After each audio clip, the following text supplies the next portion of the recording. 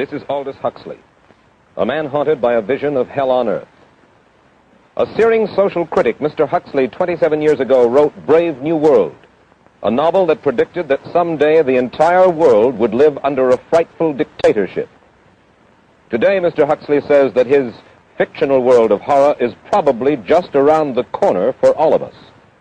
We'll find out why in a moment. The Mike Wallace Interview, presented by the American Broadcasting Company in association with the Fund for the Republic, brings you a special television series discussing the problems of survival and freedom in America. Good evening. I'm Mike Wallace. Tonight's guest, Aldous Huxley, is a man of letters, as disturbing as he is distinguished. Born in England, now a resident of California, Mr. Huxley has written some of the most electric novels and social criticism of this century. He's just finished a series of essays called Enemies of Freedom, in which he outlines and defines some of the threats to our freedom in the United States. And Mr. Huxley, right off the bat, let me ask you this. As you see it, who and what are the enemies of freedom here in the United States? Well, I don't think you can say who in the United States. I don't think there are any sinister persons deliberately trying to rob people of their freedom. But I do think, first of all, that there are a number of impersonal forces which are pushing in the direction of less and less freedom. And I also think that there are a number of technological devices which anybody who wishes to use can use to accelerate this process of going away from freedom, of imposing control. Well, what are these forces and these devices, Mr. Huxley? I should say that there are two main impersonal forces. The first of them is not exceedingly important in the United States at the present time, though very important in other countries. This is the force which in general terms can be called overpopulation, the mounting pressure of population pressing upon existing resources. This, of course, is an extraordinary thing. Something is happening which has never happened in the world's history before. I mean, let's just take a simple fact that between the time of the birth of Christ and the landing of the Mayflower, the population of the Earth doubled. It rose from 250 million to probably 500 million. Today, the population of the Earth is rising at such a rate that it will double in half a century. Well, why should overpopulation work to diminish our freedoms? Well, in a number of ways. I mean, the experts in the field, like Harrison Brown, for example, pointed out that in the underdeveloped countries, actually the standard of living is at present falling, that people have less to eat and less goods per capita than they had 50 years ago. And as the position of these countries, the economic position, becomes more and more precarious, obviously the central government has to take over more and more responsibility for keeping the ship of state on an even keel. And then, of course, you're likely to get social unrest under such conditions, with again an intervention of the central government. So that I think one sees here a pattern which seems to be pushing very strongly towards a totalitarian regime. And unfortunately, as in all these underdeveloped countries, the only highly organized political party is the Communist Party, it looks rather as though they will be the heirs to this unfortunate process, that they will step into the position of power. Well, then, ironically enough, one of the greatest forces against communism in the world, the Catholic Church, according to your thesis, would seem to be pushing us directly into the hands of the communists because they are against birth control. Well, I think this strange paradox probably is true. There is it's an extraordinary situation, actually. I mean, one has to look at it, of course, from a biological point of view. The whole essence of biological life on Earth is a question of balance, and what we have done is to practice death control in a most intensive manner without balancing this with the birth control at the other end. Consequently, the birth rates remain as high as they were, and death rates have fallen substantially. All right, then, so much for the time being anyway for overpopulation. Another force that is diminishing our freedoms. Well, another force which I think is very strongly operative in this country is the force of what may be called over-organization. As technology becomes more and more complicated, it becomes necessary to have more and more elaborate organizations, more hierarchical organizations. And incidentally, the advance of technology has been accompanied by an advance in the science of organization. It's now possible to make organizations on a larger scale than was ever possible before. And so that you have more and more people living their lives out as subordinates in these hierarchical systems controlled by bureaucracies, either the bureaucracies of big business or the bureaucracies of big government. Now, the devices that you were talking about, are there specific devices or methods of communication which diminish our freedoms in addition to overpopulation and over-organization? Well, there are certainly devices which can be used in this way.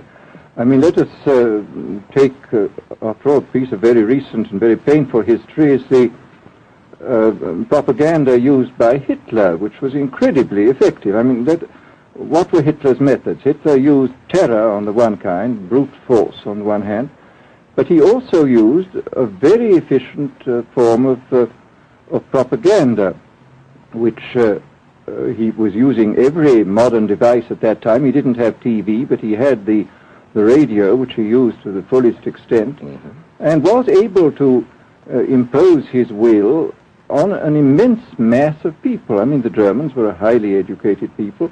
Well, we're aware of all this, but how do you equate Hitler's use of propaganda with the way that propaganda, if you will, is used, let us say, here in the United States? Are you suggesting that there is a parallel? Needless to say, it's not being used in this way now, but the point is, it seems to me, that there are methods at present available, methods superior in some respects to Hitler's methods, which could be used in a bad situation. I mean, what I feel very strongly is that we mustn't be caught by surprise by our own advancing technology. This has happened again and again in history. Technology has advanced, and this changes social conditions, and suddenly people have found themselves in a situation which they didn't foresee and doing all sorts of things they didn't really want to do. Well, now, what do you mean? Do you mean that we develop our television, but we don't know how to use it correctly? Is that the point that you're making? Well, at present, the television, I think, is being used quite harmlessly. It's being used, I think, I would feel it's being used too much to distract everybody all the time. But, I mean, imagine, which must be the situation in all communist countries, where the television, where it exists, is always saying the same thing the whole time, is always driving along. It's not creating a wide front of distraction, it's creating a one-pointed drumming in of a single idea all the time. It's obviously an immensely powerful instrument. So you're talking about the potential misuse of the instrument. Exactly. We have, after all technology is in itself morally neutral. These are just powers which can either be used well or ill. It's the same thing with atomic energy. We can either use it to blow ourselves up, or we can use it as a substitute for the coal and the oil which are running out. You've even written about the use of drugs in this light. Well, now, this is a very interesting subject. I mean, in this book that you mentioned, this book of mine, Brave New World, I postulated a substance called soma, which was a very versatile drug. It would make people feel happy in small doses. It would make them see visions in medium doses, and it would send them to sleep in large doses.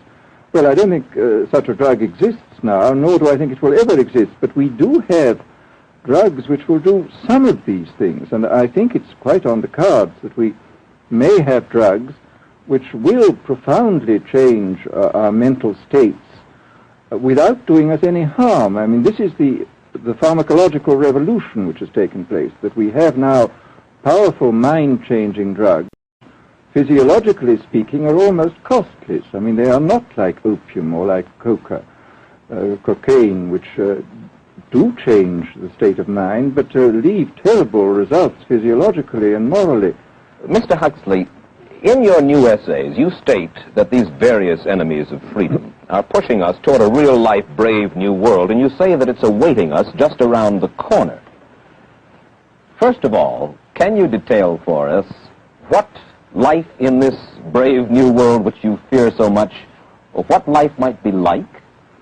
Well, to start with, I think this kind of the dictatorship of the future, I think will be very unlike the dictatorships which we've been familiar with in the immediate past.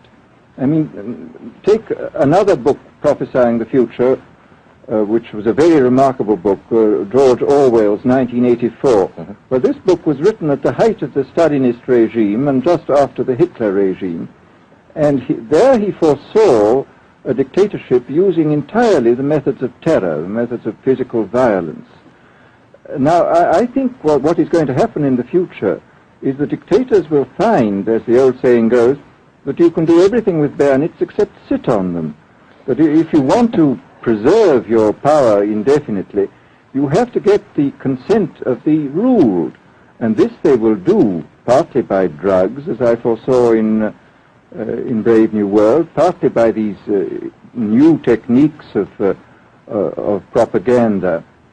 They will do it by bypassing the sort of rational side of man and appealing to his subconscious and his deeper emotions and his physiology even, and so making him actually love his slavery. I mean, I think this is the danger, that actually people may be in some ways happy under the new regime, but they will be happy in a situation where they oughtn't to be happy. But let me ask you this.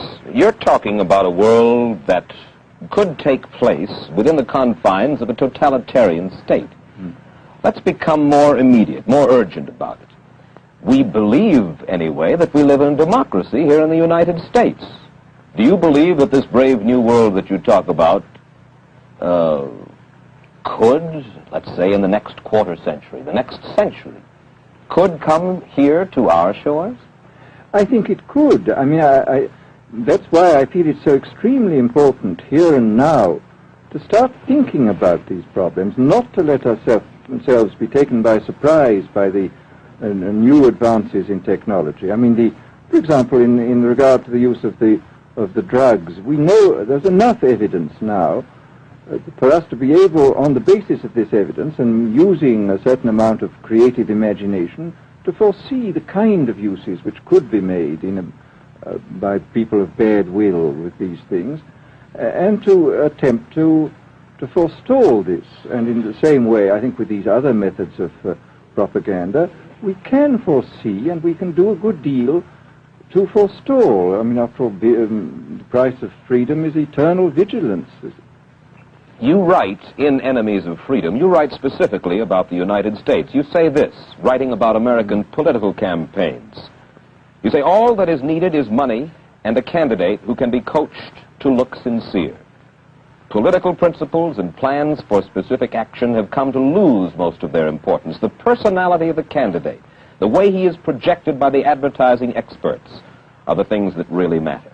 Well, this is, during the last campaign, there was a great deal of this kind of statement by the advertising managers of the campaign parties, this idea that the candidates had to be merchandised as though they were soap or toothpaste, and that you had to depend entirely on the personality. I mean, the personality is important, but there are certainly people with an extremely amiable personality, particularly on TV, who might not necessarily be very good in positions of political trust. Well, do you feel that men like Eisenhower, Stevenson, Nixon, with knowledge of forethought, were trying to pull the wool over the eyes of the American public? No, but they were being advised by powerful advertising agencies who were making campaigns of a quite different kind from what had been made before. And I think we shall see probably all kinds of new devices coming into the picture. I mean, for example, this thing which got a good deal of publicity last autumn, subliminal projection. I mean, as it stands, this thing, I think, is of no menace to us at the moment. But I was talking the other day to one of the people who has done most experimental work in the psychological laboratory with this, who are saying precisely this, that it is not at the moment a danger, but once you've established a principle that something works, you can be absolutely sure that the technology of it is going to improve steadily. And his view of the subject was that, well, maybe they will use it to some extent in the 1960 campaign, but they will probably use it a good deal and much more effectively in the 1964 campaign, because this is the kind of rate at which technology advances. And we'll be persuaded to vote for a candidate that we do not know that we are being persuaded to vote for. Exactly. I mean, this is the rather alarming feature, that you're being persuaded below the level of choice and reason. In regard to advertising, which you mentioned just a little ago, in your writing, particularly in Enemies of Freedom, you attack Madison Avenue, which controls most of our television and radio advertising, newspaper advertising, and so forth. Why do you consistently attack the advertising agency? Well, no, I think that advertisement plays a very necessary role, but the danger, it seems to me, in a democracy is this. I mean, what does a democracy depend on? A democracy depends on the individual voter making an intelligent and rational choice for what he regards as his enlightened self-interest in any given circumstance. But what these people are doing, I mean, what both for their particular purposes, for selling goods, and the dictatorial propagandists are doing, is to try to bypass the rational side of man and to appeal directly to these unconscious forces below the surface, so that you are, in a way, making nonsense of the whole democratic procedure, which is based on conscious choice on rational grounds. Of course, well, maybe you have just answered this next question, because in your essay you write about television commercials, not just political commercials, but television commercials as such, and how, as you put it, today's children walk around singing beer commercials and toothpaste commercials, and then you link this phenomenon in some way with the dangers of a dictatorship. Now, could you spell out the connection, or how do you feel that you have done so sufficiently? Well, I mean, here, this whole question of children, I think, is a terribly important one, because children are quite clearly much more suggestible than the average grown-up. And again, suppose that for one reason or another all the propaganda was in the hands of one or very few agencies, you would have an extraordinarily powerful force playing on these children, who after all are going to grow up and be adults quite soon. I do think that this is not an immediate threat, but it remains a possible threat. And you said something to the effect in your essay that the children of Europe used to be called cannon fodder, and here in the United States they are television and radio fodder. Well, after all, you can read in the trade journals the most lyrical accounts of how necessary it is to get hold of the children, because then they will be loyal brand buyers later on. Mm-hmm. But, I mean, again, you just translate this into political terms. The dictator says they will be loyal ideology buyers when they're grown up. We hear so much about brainwashing as used by the communists. Do you see any brainwashing other than that which we've just been talking about that is used here in the United States? Other forms of brainwashing? Not in the form that has been used in China and in Russia, because this is essentially the application of propaganda methods, the most violent kind, to individuals. It's not a shotgun method like the advertising method. It's a way of getting hold of the person and playing both on his physiology and his psychology till he really breaks down, and then you can implant a new idea in his head. I mean, the descriptions of the methods are really blood-curdling when you read them, and not only the methods applied to political prisoners, but the methods applied, for example, to the training of the young communist administrators and missionaries. They receive an incredibly tough kind of training, which causes about 25% of them to break down or commit suicide, but produces 75% of completely one-pointed fanatics. The question, of course, that keeps coming back to my mind is this. Obviously, politics in themselves are not evil. Television is not in itself evil. Atomic energy is evil, and yet you seem to fear that it will be used in an evil way. Why is it that the right people will not, in your estimation, use them? Why is it that the wrong people will use these various devices and for the wrong motives? Well, I think one of the reasons is that these are all instruments for obtaining power, and obviously the passion for power is one of the most moving passions that exist in man, and after all, all democracies are based on the proposition that power is very dangerous and that it's extremely important not to let any one man or any one small group have too much power for too long a time. After all, what are the British and American constitutions except devices for limiting power? And all these new devices are extremely efficient instruments for the imposition of power by small groups over larger masses. Well, you ask this question yourself in Enemies of Freedom. I'll put your own question back to you. You ask this: in an age of accelerating overpopulation, of accelerating overorganization, and ever more efficient means of mass communication, how can we preserve the integrity and reassert the value of the human individual? You put the question. Now here's your chance to answer it, Mr. Huxley. Well, this is obviously, first of all, it's a question of education. I think it's terribly important to insist on individual values. I mean, there is a tendency, as you probably read a book by White, The Organization Man, a very interesting, valuable book, I think, where he speaks about the new type of group morality, group ethic, which speaks about the group as though the group was somehow more important than the individual. But this seems, as far as I'm concerned, to be in contradiction with what we know about the genetical makeup of human beings, that every human being is unique. And it is, of course, on this genetical basis that the whole idea of the value of freedom is based. And I think it's extremely important for us to stress this in all our educational life. And I would say it's also very important to teach people to be on their guard against the sort of verbal booby traps into which they're always being led, to analyze the kind of things that are said to them. Well, I think there is this whole educational side, and I think there are many more things that one could do to strengthen people and to make them more aware of what was being done. You're a prophet of decentralization. Well, yes, if this is feasible.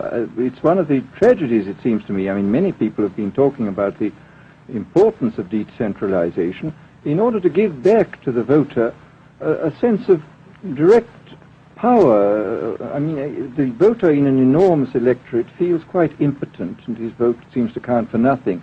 This is not true where the electorate is small and where he is dealing with a group which he can manage and understand. And if one can, as Jefferson, after all, suggested, break up the units into smaller and smaller units, and so get a real self-governing democracy. Well, that was all very well in Jefferson's day, but how can we revamp our economic system and decentralize and at the same time meet militarily and economically the tough challenge of a country like Soviet Russia?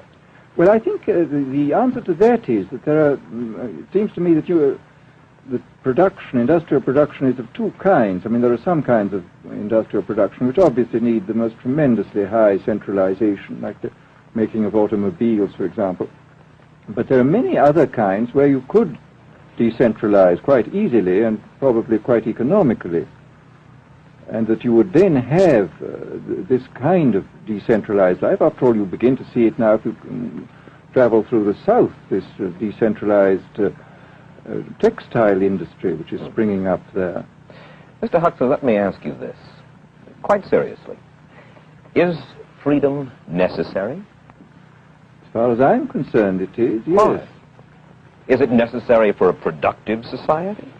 Yes, I should say it is. I mean, a genuinely productive society. I mean, I think you could produce plenty of goods without much freedom, but I think the whole sort of creative life of man is ultimately impossible without a considerable measure of individual freedom, that initiative, creation, all these things which we value, and I think value properly, are impossible without a large measure of freedom. Well, Mr. Huxley, take a look again at the country which is in the stance of our opponent anyway it would seem to be there, Soviet Russia. It is strong and getting stronger economically, militarily. At the same time, it's developing its art forms pretty well. It seems not unnecessarily to squelch the creative urge among its people, and yet it is not a free society. It's not a free society, but here is something very interesting, that those members of the society, like the scientists, who are doing the creative work, are given far more freedom than anybody else. I mean, it's a privileged aristocratic society in which, provided that they don't poke their noses into political affairs, these people are given a great deal of prestige, a considerable amount of freedom, and a lot of money.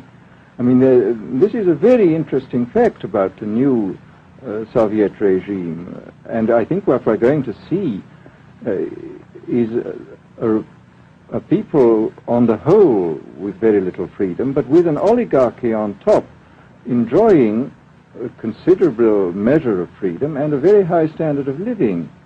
And the people down below, the epsilons down below, enjoying very little. And you think that that kind of situation can long endure? I think it can certainly endure much longer than a situation in which everybody is kept down. Because, I mean, they can certainly get their technological and scientific results on such a basis. Well, the next time that I talk to you then, perhaps we should investigate further the possibility of the establishment of that kind of a society, where the drones work for the queen bees up above. Well, but yes, but I must say I still believe in democracy. If we can make the best of the creative activities of the people on top, plus those of the people on the bottom, so much the better. Mr. Huxley, I surely thank you for spending this half hour with us, and I wish you Godspeed, sir. Thank you. Aldous Huxley finds himself these days in a peculiar and disturbing position. A quarter of a century after prophesying an authoritarian state in which people were reduced to ciphers, he can point at Soviet Russia and say, "I told you so." The crucial question, as he sees it now, is whether the so-called free world is shortly going to give Mr. Huxley the further dubious satisfaction of saying the same thing about us. Stay tuned for a preview of next week's interview. Till then, Mike Wallace, good night.